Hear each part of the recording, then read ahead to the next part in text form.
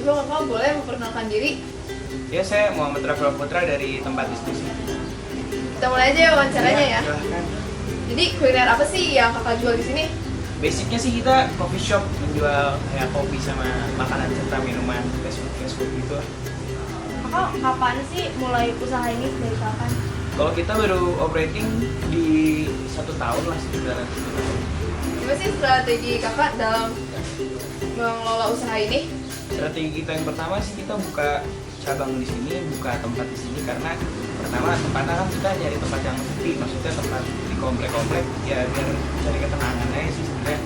Terus strategi kita kalau untuk pemasaran sih kalau nggak dari sosial media, dari teman-teman kita. Kakak buka cabang ada di mana aja?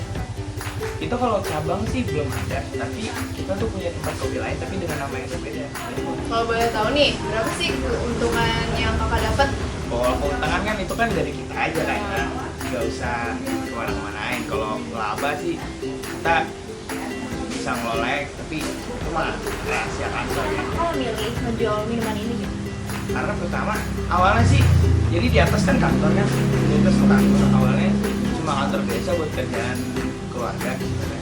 Terus keluarga juga minta bar awalnya, bar biasa kalau cuma buat bikin minuman.